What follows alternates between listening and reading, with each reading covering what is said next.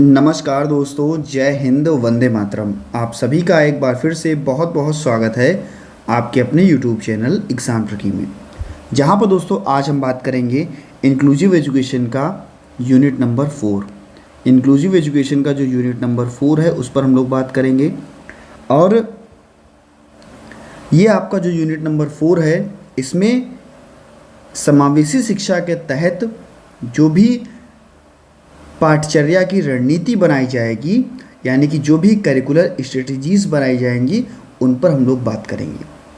समावेशी शिक्षा के लिए पाठचर्या रणनीति क्या है, इन पर हम लोग बात करेंगे। इनमें हमारे जो ट्विंस एक्सेप्शनल चिल्ड्रन हैं, इनकी बात होगी, और जो हमारे दिव्यांग छात्र हैं, इनकी बात होगी। तो कहेंगे दिव्यांग छात्रों और 2 बार असाधारण या ट्विंस एक्सेप्शनल चिल्ड्रन। सबसे पहले हम टूई चिल्ड्रन के बारे में आपको बताते हैं, है ना। टूई चिल्ड्रन के बारे में आपको बताते हैं। 2 बार असाधारण छात्र, 2 बार असाधारण छात्र कि मोस्टली ये रहता है, हम लोग क्या लिखते हैं, ट्वाइस एक्सेप्शनल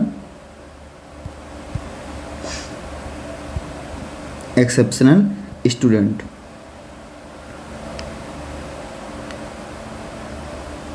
ठीक है, इनके बारे में हम बात करते हैं। तो इनमें हम कहेंगे ट्वाइस एक्सेप्शनल चिल्ड्रन, हम किनको कहेंगे, तो कहेंगे कि जो हमारे ट्वाइस एक्सेप्शनल चिल्ड्रन हैं जिनके पास उच्च बौद्धिक क्षमता या प्रतिभा होती है, यानी कि इनके पास क्या है, बौद्धिक क्षमता जो है वो उच्च होगी, है ना। इनकी प्रतिभाएं जो होंगी कैसे होंगी, वो उच्च होंगी, बेहतर होंगी।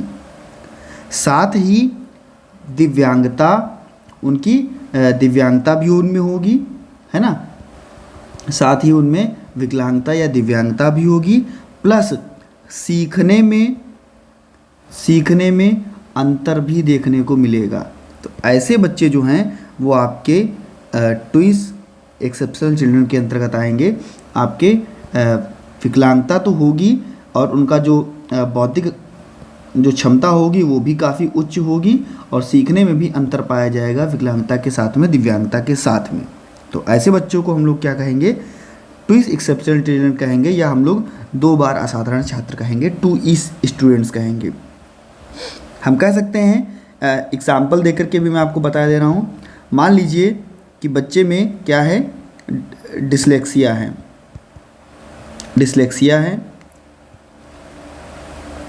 है ना। बच्चे में क्या है, डिसलेक्सिया है, और डिसलेक्सिया होने के साथ साथ बच्चे में क्या है, ADHD है ना। डिसलेक्सिया होने के साथ में बच्चे में क्या है, ADHD है। तो यहाँ पर एक दिव्यांगता और दूसरी आपकी जो सीखने की अक्षमता है वो देखने को आपको मिली। यहाँ पर बच्चे संगीत, गणित, रचनात्मक जो लेखन है, इसमें बच्चे भाग ले सकते हैं। इसके विपरीत अगर एक छात्र के पास विशेष क्षेत्र होगा, IQ होगा, है ना, तो ये आपके टूई के अंतर्गत आएंगे, 2 बार असाधारण बच्चों के अंतर्गत आएंगे, ट्वाइस एक्सेप्शनल चिल्ड्रन के अंतर्गत आएंगे। सरकारी जो भी सामाजिक कौशल होगा वो बच्चे का बेहतर होगा, है ना। कार्यकारी जो बच्चा कर रहा होगा वो भी बेहतर होगा। तो इनके लिए कैसे हम लोग कह सकते हैं कि पाठ्यक्रम, यानी कि करिकुलर नीड्स इनके लिए क्या क्या होंगी, पाठ्यक्रम की नीड इनके लिए क्या क्या होंगी, आवश्यकताएं क्या क्या होंगी, इस पर भी हम लोग भी बात करते हैं। इसके पहले आपको पता ही है कि जो हमारा समावेशी शिक्षा है, बच्चों को उच्च गुणवत्ता, निर्देश और हस्तक्षेप के साथ में शिक्षित कर रहा है। पाठ्यक्रम लचीला बनाया जा रहा है, और बच्चे को सहयोग और सम्मानजनक जो संस्कृति है वो देखने को मिल रही है। इसके लिए सकारात्मक सामाजिक संबंध है उसको विकसित किया जा रहा है। ये सारी चीज़ें आपकी टूई एक्सेप्शनल चिल्ड्रन और हमारे दिव्यांग बच्चे और समावेशी शिक्षा के अंतर्गत आपको देखने को मिलती हैं, जहाँ पर बच्चे की निगरानी की जाएगी। समावेशन के लिए जो भी प्रथाएं होंगी वो उनको देखा जाएगा, अभ्यास कराया जाएगा, बच्चे को शिक्षण में तैयार किया जाएगा। जो भी दिव्यांग बच्चे होंगे इनको पढ़ाने के लिए जो भी आवश्यक कौशल हैं इन पर ध्यान दिया जाएगा। इनकी जो भौतिक बाधाएं आ रही हैं, यानी कि जो भी आर्थिक रूप से बच्चा कमज़ोर है, भौतिक बाधाएं आने जाने में बच्चे को अगर किसी प्रकार की दिक्कत हो रही है, या संगठन में, ऑर्गेनाइजेशन में किसी प्रकार का कह सकते हैं गुणवत्ता में दिक्कत हो रही है, तो बच्चे को हम लोग गुणवत्ता परक शिक्षा दिलवाएंगे और बच्चे को हम लोग उनका जो कह सकते हैं केंद्र है उनमें रख करके उन्हें हम शिक्षा देंगे। इनके लिए जो हमारे 2 बार असाधारण बच्चे हैं, इनकी आवश्यकताओं को पूरा करने के लिए सबसे पहले इनका जब पाठ्यक्रम बनाया जाएगा तो इतनी चीज़ें हमेशा आपके लिए रहती हैं। उनकी क्षमता कितनी है, यानी कि शक्ति कितनी है, बच्चों की रुचियां क्या हैं, है ना, बौद्धिक अक्षमता है या नहीं है, या जो भी दिव्यांगता है और उसके साथ में जुड़ी हुई जो दिव्यांगता है वो कितनी है ना। इनके लिए जो रणनीतियाँ बनाई जाएंगी वो भी नई टेक्नोलॉजी के हिसाब से, नए अनुसंधान के हिसाब से, और बच्चे को प्रोत्साहन का भी एक महत्वपूर्ण ध्यान रखा जाएगा, जिसमें जो भी आयोजक होगा नई प्रौद्योगिकी, संचार कौशल इनका उपयोग कर पाएगा और इनको बेहतर बना पाएगा। इनमें याद रखने की रणनीतियाँ क्या हैं, ताकत क्या है, रुचियों को विकसित करना, ये सारी चीज़ें देखने को मिलेंगी। हम कह सकते हैं कि निःशक्त व्यक्तियों की प्रतिभा को देखते हुए उनमें चीज़ों को ध्यान देना, केंद्रित करना और उनकी प्रकृति और सीखने की जो अक्षमता है उसको कह सकते हैं कि बेहतर रूप से ध्यान देना। उपहारों का कह सकते हैं उपहारों को देना, बच्चों की कमजोरियों को स्वीकारना, जो बच्चे की व्यक्तिगत ताकत हैं इसकी भरपाई करना, है ना, जो सीखने की अक्षमता है उन्हें समझना और बच्चे को एक ऐसे कौशल का विकास करना, एक ऐसे पाठचर्या का विकास करना जिससे बच्चा बेहतर रूप से चीज़ों को सीख सके। 2 बार असाधारण बच्चे यानी कि 2E स्टूडेंट्स, इनको एक उपयुक्त पाठ्यक्रम की आवश्यकता होती है। हम कह सकते हैं जो कि दोनों विशेष शिक्षा की आवश्यकताओं को संबोधित करता है। ये ज़रूरतें उनकी क्या है, विशिष्ट बौद्धिक प्रतिभा क्या है, विशिष्ट सीखने की अक्षमता क्या है ना, बच्चों में कमजोरी क्या है, ताकत क्या है, जो भी विकास है उनका किस प्रकार से हो रहा है, इनकी संज्ञानात्मक अनुभवों को समृद्ध बनाना और समस्या समाधान कौशल को, उनकी क्षमताओं को बेहतर बनाना। तो ये आपका 2E स्टूडेंट्स के लिए जो भी पाठ्यक्रम होगा उसका निर्माण किया जाएगा, नई प्रौद्योगिकी, नई किस्म का उपयोग करके, नई चीज़ों का उपयोग करके, है ना, बच्चे को प्रोत्साहन के साथ में उनकी क्षमताओं को ध्यान में देखते हुए चीज़ों को बेहतर बनाया जाएगा। जो भी हमारे प्रतिभाशाली बच्चे होंगे या सीखने में दिव्यांगता वाले बच्चे होंगे, जैसे कि हमने हमारे डिसलेक्सिया डिस्ग्राफिया के बच्चे हैं, इनके लिए भी ऐसे कार्यक्रम की आवश्यकता होगी जो इनकी कमजोरी को देखते हुए इनका समायोजन कर सके, इनकी प्रतिभा को पहचाना जा सके, जो इन्हें पोषण देना है वो इनको हम प्राप्त करा सकें। बच्चे को अधिक प्रयास के साथ में प्रोत्साहित करके, उपलब्धियों और ताकत के हिसाब से बच्चे को प्रोत्साहित करके उन्हें कमजोरियों को देखते हुए आगे बढ़ाएंगे। आखिरकार 4.2 में आपसे कह रहा है, आखिरकार जो भी पाठचर्या अनुकूलन है, पाठचर्या अनुकूलन है ना, पाठचर्या अनुकूलन की आवश्यकता क्यों पड़ती है, पाठचर्या अनुकूलन की आवश्यकता क्यों पड़ती है, इस पर बात हो रही है। Need for curricular adaptation. आपको भी पता है भैया कि जब भी हम बच्चे को पढ़ाएंगे तो उसके अनुसार चीज़ों को बनाएंगे, उसके अनुसार पाठ्यक्रम बनाया जाएगा, उसकी रुचियों के अनुसार पाठ्यक्रम बनाया जाएगा, बच्चे को केंद्र में रख करके पाठ्यक्रम बनाया जाएगा, उसके स्तर के अनुसार पाठ्यक्रम बनाया जाएगा। ज़रूरत क्यों है, आवश्यकता क्यों है, आखिरकार ये आवश्यकता आई क्यों? हमने देखा कि बच्चा जब उसके हिसाब से, हम उसकी तत्परता के हिसाब से, उसकी रुचियों के हिसाब से, है ना, हम पाठ्यक्रम को बना रहे हैं, पाठ्यक्रम को लागू कर रहे हैं, तो बच्चा बेहतर सीख रहा है, उसके जो सीखने का स्तर है वो काफ़ी बेहतर हो रहा है, जो भी लक्ष्य बनाए जा रहे हैं वो काफ़ी बेहतर हो रहे हैं, और उनकी आवश्यकता के अनुसार अगर हम चीज़ों को बना रहे हैं, तो उनमें जो ज्ञान है वो भी स्थायी हो रहा है ना। उनका जो ज्ञान है वो भी कैसा हो रहा है, स्थायी हो रहा है, और ज़्यादा दिनों तक वो चीज़ों को याद रख पा रहे हैं, ज़्यादा दिनों तक वो चीज़ों को याद रख पा रहे हैं। सीखने में उनकी कठिनाई जो है ना, सीखने की जो कठिनाई है वो भी काफ़ी कम हो रही है। बच्चे बेहतर ढंग से सार्वभौमिक तरीके से चीज़ों को सीख पा रहे हैं। अनिवार्य रूप से बच्चों को मुख्य धारा में लाना और उनकी कठिनाइयों को दूर करना, सीखने की जो प्रक्रिया है इसको सुविधाजनक बनाना, इसलिए पाठचर्या अनुकूलन किया जाएगा। शिक्षार्थी पाठ्यक्रम को बेहतर बनाएं, सरल बनाएं और गुणवत्तापरक बनाएं। पाठ्यक्रम ऐसा बनाया जाए कि शिक्षार्थियों को गुणवत्ता मिल सके, बेहतर शिक्षा मिल सके और उनको नए सीखने के अनुभव प्राप्त हो सकें, नए सीखने के अनुभव प्राप्त हों। सीखने में जो कठिनाई है बच्चा उनको दूर कर सके और अलग थलग चीज़ों को महसूस करते हुए चीज़ों को बेहतर बनाया जा सके।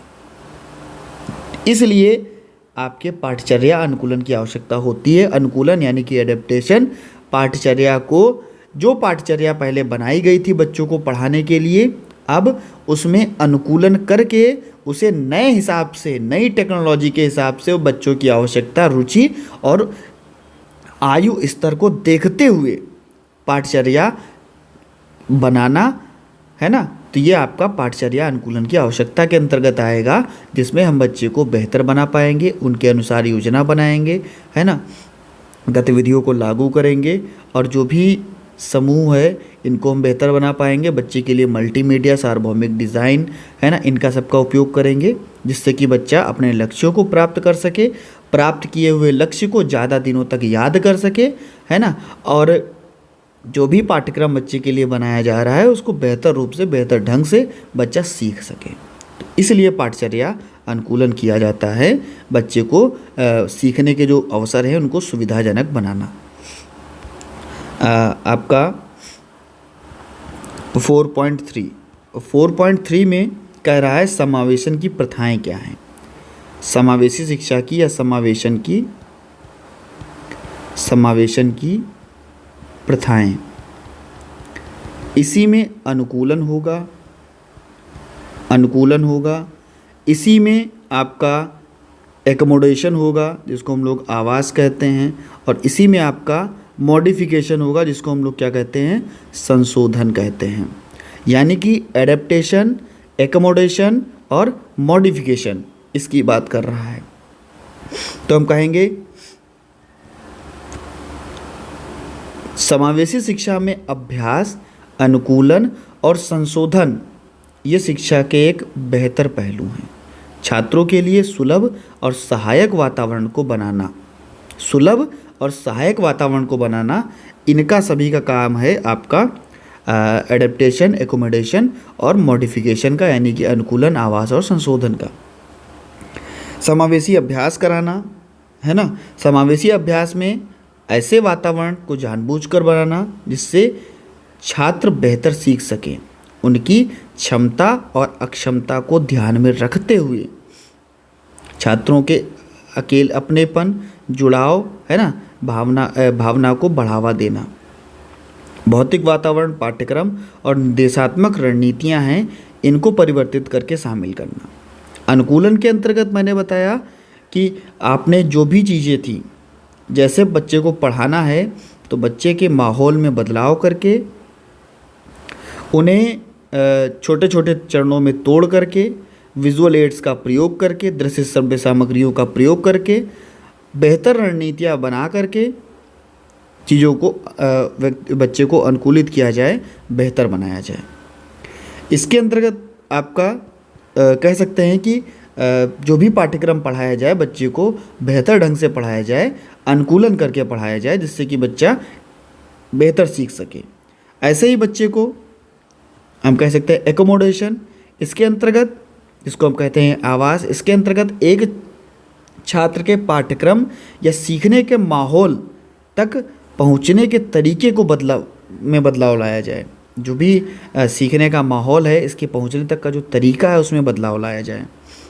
आवाज़ सीखने की बाधाओं को कम करने, समाप्त करने, है ना, इनको बेहतर बनाने के लिए ज़रूरी होता है। सांकेतिक भाषा का प्रयोग करना, स्पीच का प्रयोग करना, सहायक तकनीकों का प्रयोग करना, है ना, ये सारी चीज़ें आपके एकोमोडेशन के अंतर्गत आएंगी। अब मॉडिफिकेशन या संशोधन की अगर हम बात करते हैं तो संशोधन में जो बच्चे की ज़रूरतें हैं उनको पूरा किया जाए। जो भी नई शिक्षण सहायक सामग्रियां हैं, कार्यक्षेत्र हैं, कठिनाई के स्तर हैं, इनके बदलाव शामिल किए जाएं और इनका उपयोग करके ग्रेडिंग प्रणाली में बढ़ावा मिल सके, वैकल्पिक मूल्यांकन प्रदान किया जा सके। समावेशी अभ्यास में आपका अनुकूलन, आवास और संशोधन एक विशेष शिक्षा के बच्चों के लिए बहुत ही ज़रूरी हैं। छात्रों के लिए सुलभ और सहायक वातावरण को बनाना, इनको अभ्यास सुनिश्चित करना और छात्रों के जो सीखने के कौशल हैं इनको सफल बनाना, समान अवसर देना। तो ये सारी चीज़ें आपके जो समावेशी प्रथाएं हैं उनके अंदर आ जाएगी। अब हम बात करते हैं आपका 4.4 की। और आप सभी से एक विनम्र निवेदन है, जितने भी आपके भाई बहन आपके साथ जुड़े हुए हैं, क्योंकि आप लोग पिछले साल भी अपने इस एग्ज़ाम ट्रिकी परिवार से पढ़ाई किए थे और इस साल भी कर रहे हैं, तो आपका पूरा उत्तरदायित्व है कि जितने भी आपके फर्स्ट ईयर के स्टूडेंट हैं, भाई बहन हैं, उनके साथ में, है ना, आप लोग तो हो ही सेकेंड ईयर के, और भी जो भी आपके जानने में ग्रुप वगैरह हैं, है ना, यहाँ पर भैया वीडियो को शेयर कर दीजिएगा ज़्यादा से ज़्यादा। और लक्ष्य रखा गया है, देखते हैं कि आप लोग लक्ष्य पूरा कर पाते हो कि नहीं पूरा कर पाते हो। लक्ष्य आप सभी को पता है कि 2 अक्टूबर तक अपने इस परिवार को 50 के पूरा करना है, बस इतना लक्ष्य है। 2 अक्टूबर तक अपने इस परिवार को कितना पूरा करना है, 50 के पूरा करना है, और एटलीस्ट अपने पास 45 के जो है उसका परिवार हो भी चुका है। आप लोग अगर चाहो तो 2 अक्टूबर तक बहुत आराम से 50 के का परिवार कर सकते हो। सभी तक वीडियो को शेयर करो और ज़्यादा से ज़्यादा लोगों को अपने इस एग्ज़ाम ट्रिकी परिवार से जोड़ लो, अगर आपको लगता है कि आपका ये परिवार आपके लिए कोई काम करता है तो। अदरवाइज़ नहीं लगता है, कोई काम नहीं आपके लिए किया जा रहा है, तो आप बिल्कुल भी ना जोड़िएगा, क्योंकि समय सभी का बहुमूल्य है। ठीक है, अगर 50 के करते हैं तो मैंने आपको बताया है कि जो भी हमारे दिव्यांग बच्चे हैं इनको एक मैं अच्छी सी पार्टी दूंगा। आप लोग उन्हीं से हो, मैं भी उन्हीं से हूँ, सब जितने भी यहाँ पर विशेष शिक्षक हैं, बनने वाले हैं, है ना, सब दिव्यांग बच्चों से ही हैं। अगर ये दिव्यांग बच्चे ना होते तो हमारा विशेष शिक्षकों का कोई भी काम नहीं था। दोस्तों, इनके लिए आप लोग ज़्यादा से ज़्यादा वीडियो को शेयर कीजिए और लोगों को जोड़ लीजिए अपने इस एग्ज़ाम ट्रिकी परिवार से। पहली बार है, सब्सक्राइब करने के बाद में बेल आइकन में ऑल का ऑप्शन प्रेस कर लीजिएगा, और वीडियो अच्छी लगे तो वीडियो को लाइक करके शेयर कर दीजिएगा अपने सभी मित्रों के पास में। 4.4 कहता है पाठचर्या अनुकूलन के प्रकार। पाठचर्या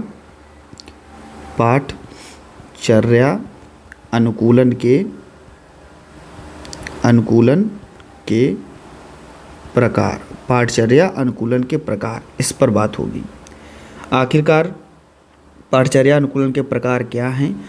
कहेंगे हम लोग कि जब भी पाठचर्या बनाई जाती है, पाठचर्या में अनुकूलन किया जाता है, तो विशेष शैक्षिक आवश्यकता को देखते हुए, शिक्षा को सामंजस्यपूर्ण बनाते हुए, अनुकूलित करके, विशेष बालकों को शिक्षा दे करके, है ना, जो भी हमारे कम दृष्टि वाले बच्चे हैं, कम सुनने वाले बच्चे हैं, यानी कि श्रवण बाधित बच्चे हैं, दृष्टि बाधित बच्चे हैं, है ना, तो इनके लिए जो भी सामान्य बालक है हमारे, इनके सभी चीज़ों को देखते हुए, इनकी आवश्यकता को देखते हुए, क्या इनमें ज़रूरत है, इनको कौन कौन सी सहायक शिक्षण सामग्रियाँ, अधिगम, सहगामी क्रियाएं, बच्चों की सहभागिता, शारीरिक और मानसिक निषक्ता, है ना, कौन कौन सी चीज़ें इनको ज़रूरत हैं, कैसे हम कौन कौन सी चीज़ों का हम अनुकूलन करके इनको हम बेहतर बना सकते हैं।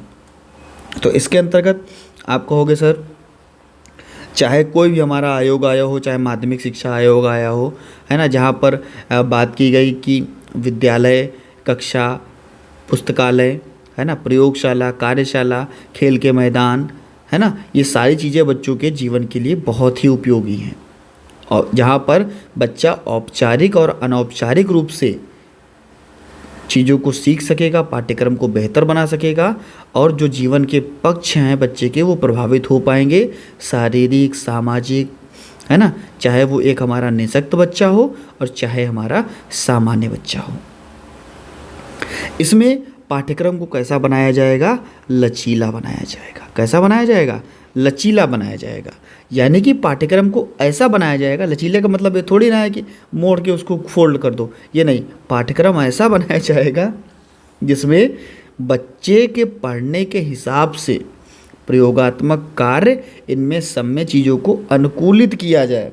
हमारा एक अगर मंद बुद्धि बच्चा भी है, मानसिक मंदित बच्चा भी है, या हम कह सकते हैं बौद्धिक अक्षम बच्चा भी है, तो उसके अनुसार उसकी दिव्यांगता को देख करके जो उसके ज़रूरत के कार्य हैं, ज़रूरत के क्रियाकलाप हैं, उनको कराया जाए। नाटक का मंचन हुआ, कविता हुई, कह सकते हैं कि बच्चे के लिए प्रयोगशाला हुआ, बच्चे के लिए विशेष विद्यालयों में देखने को मिलता है हमारे एक रिसोर्स रूम होता है। तो इन सभी चीज़ों का प्रयोग करके बच्चे का जो पाठ्यक्रम है वो लचीला बनाया जाए, जिससे कि बच्चा चीज़ों को सीख सके। कहा गया कि जो भी अनुकूलित शिक्षण की विधियां हैं, इन पर आधारित कक्षा, है ना, आधारित कक्षा शिक्षण कराया जाए। जो भी अनुकूलित शिक्षण की विधियां हैं, जो भी हमारा समावेशी कक्षा है, समावेशी व विशेष दोनों प्रकार की जो कक्षाएं हैं, इनमें हम कह सकते हैं बच्चे की मानसिक शारीरिक समस्याओं का के अनुसार इनकी विधियां, सूत्र, है ना, और बच्चे में क्या चीज़ें बेहतर हम कर सकते हैं, ऐसी विधियों का प्रयोग करना। जैसे मान लीजिए श्रवण बाधित बच्चा है तो उसको हम लोग दिखा करके चीज़ों को सिखाएंगे, वही चीज़ जो आप लोग अभी तक सीखते आए हो, ब्लैक बोर्ड पर लिख करके चीज़ों को सिखाएंगे, बड़े बड़े अक्षरों में चीज़ों को सिखाएंगे। बड़े बड़े अक्षरों में जो खास करके हमारे जो दृष्टिबाधित बच्चे हैं, है ना, इनको अगर कम दिखाई दे रहा है तो हम बड़े बड़े अक्षरों में चीज़ों को सिखाएंगे। जो भी दृश्य और श्रव्य सहायक सामग्रियां हैं, इनका हम लोग प्रयोग करेंगे। तो अनुकूलन में जो भी शिक्षा के आधारित सामग्रियां हैं, इनका प्रयोग किया जाएगा। जो भी हमारे निःशक्त बच्चे हैं, इनके लिए पुस्तकें उपलब्ध कराना, इनके लिए क्या है, पुस्तकों को उपलब्ध कराना। जो भी हमारे निःशक्त बच्चे हैं, इनके लिए क्या, पुस्तकों को उपलब्ध कराना, और ऐसी पुस्तकों को उपलब्ध कराना जो भैया रंगीन हो। रंगीन का मतलब ये है कि भैया चित्र भी बना हो, है ना, चित्र भी बना हो, और कह सकते हैं बड़े अक्षर भी बने हो, और हम कह सकते हैं कि जो भी भाषा है बच्चे की सरल हो उस किताब में। ये सारी चीज़ों का प्रयोग करके जो पाठ्यक्रम है उसको लचीला बनाया जा सकता है, समावेशी पाठ्यक्रम बनाया जा सकता है। खास करके जो भी पाठ सहगामी क्रियाएं हैं, जिसको हम लोग कहते हैं को करिकुलर एक्टिविटीज़, पाठ सहगामी क्रियाएं, तो उनमें भी अनुकूलन किया जाए। क्यों? क्योंकि बच्चे का सामाजिक विकास, शारीरिक, सांस्कृतिक, है ना, इन सभी साहित्यिक, इन सभी चीज़ों में अगर हम बच्चे को शामिल करेंगे सर्वांगीण विकास के अंतर्गत, तो हमें बच्चे के लिए पाठ सहगामी क्रिया यानी कि को करिकुलर एक्टिविटीज़ बच्चे को करानी होगी। जैसे मान लीजिए कट पेस्ट हुआ, या किसी मेले का आयोजन हुआ, बाल प्रदर्शनी हुई, कविता हुआ, है ना, इनको हम लोग बेहतर रूप से क्विज के माध्यम से बच्चे को बेहतर बना सकते हैं, पाठ सहगामी क्रियाओं को बेहतर बना सकते हैं। ऐसे ही हम लोग कह सकते हैं कि जो भी शिक्षण सहायक सामग्री होगी, जो भी शिक्षण सहायक सामग्री होगी, यानी कि क्या होगा, TLM, टीचिंग लर्निंग मटेरियल, इनको भी हम लोग क्या करेंगे, एडेप्टेशन करेंगे, इनका अनुकूलन करेंगे। अनुकूलन करेंगे तो बच्चे को टेलीविज़न, प्रोजेक्ट, रंगीन वीडियो, है ना, इनके माध्यम से हम लोग बच्चे को सिखा सकते हैं और बेहतर बना सकते हैं। तो ये सारी चीज़ें जो हैं आपको पाठचर्या अनुकूलन के अंतर्गत ध्यान में रखना होगा और बच्चे को बेहतर बनाना होगा। अब हम बात करते हैं दोस्तों आपका 4.5 की, 4.5 में क्या कह रहा है इस पर हम लोग बात करते हैं। कहते हैं कि जो भी आपका विभेदित निर्देश है, विभेदित निर्देश और सीखने का सार्वभौमिक डिज़ाइन, और सीखने का सार्वभौमिक डिज़ाइन, इसके बारे में हम लोग बात करेंगे। जो भी विभेदित निर्देश है और सीखने के सार्वभौमिक डिज़ाइन यानी कि UDL, universal design for learning, इसको ऐसे ऐसे करके इम्पोर्टेंट बना लेना, ऐसे ऐसे करके, है ना। यूडीएल की फुल फॉर्म भी लिखे दे रहा हूँ, यूनिवर्सल डिज़ाइन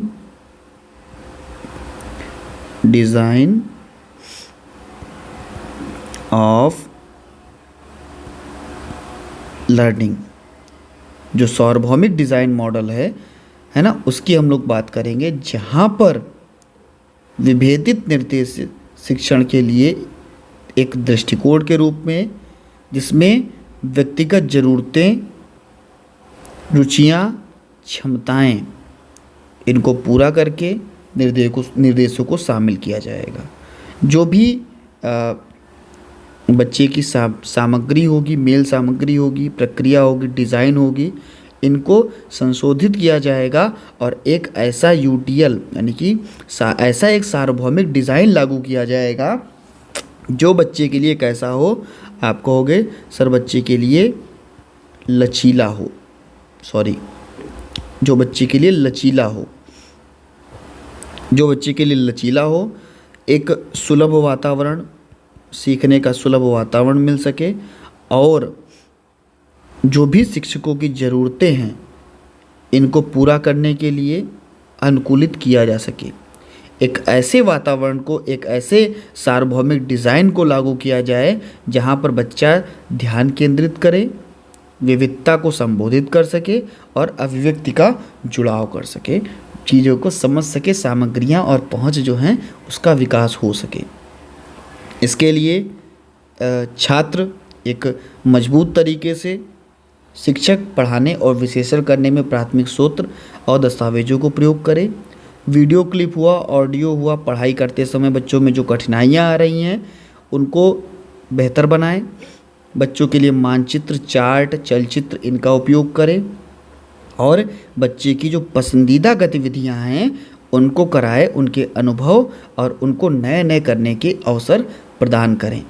बच्चे को वास्तविक वातावरण में प्रतिनिधित्व के साथ में, यानी कि आपका कह सकते हैं चित्र, वीडियो सामग्री, है ना, चीज़ों को समायोजित करके जो सीखने की नई नई शैलियाँ हैं उनका प्रयोग किया जाए। अभिव्यक्ति का भी प्रयोग किया जाए, यानी कि शिक्षक ज़रूरतों को समझ सके, नए तरीके से चीज़ों को प्रदान कर सके, निबंध, वीडियो, है ना, इन सभी चीज़ों को प्रयोग में ला सके। जुड़ाव के अंतर्गत जो भी गतिविधियां हैं इनको बेहतर बनाया जाए, बच्चे की पसंद को अनुमति मिल सके और बच्चे की जो निष्कर्ष हैं इनको बेहतर बनाया जा सके। तो ये इस प्रकार का आपका UDL, universal design for learning, बच्चों के लिए सार्वभौमिक सीखने का कह सकते हैं लर्निंग कराई जाएगी। और जो आपके लिए कह सकते हैं यूडीएल मॉडल आपके लिए ऐसे से स्टार बना के बनाना 3 बार और इसको कर लेना वेरी वेरी इम्पॉर्टेंट।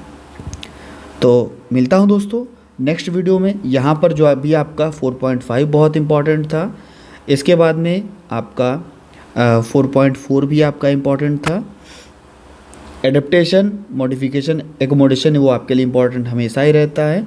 और आवश्यकता क्यों है पाठचर्या अनुकूलन की, ये कुल मिला के अगर आप चीज़ों को देखते हो 4.1 से लेकर के 4.5 तक, तो लगभग आपकी चीज़ें पाठचर्या से ही हैं। और उनको कैसे बेहतर बनाया जाएगा, उसकी आवश्यकता क्यों होगी, अनुकूलन क्या है, यही चीज़ें आपकी पूछी गई हैं। और सार्वभौमिक सीखने का तरीका, है ना, सभी के लिए सीखने के तरीके की भी बात की गई है। तो ये सारी चीज़ें आपके लिए वेरी वेरी इंपॉर्टेंट हैं। मिलता हूँ दोस्तों नेक्स्ट वीडियो में नई जानकारी के साथ। बने रहिएगा आपके अपने चैनल एग्ज़ाम ट्रिकी पर और वीडियो को शेयर कर दीजिएगा। चैनल पर नए थे सब्सक्राइब करने के बाद में बेल आइकन में ऑल का ऑप्शन प्रेस कर लीजिएगा। धन्यवाद।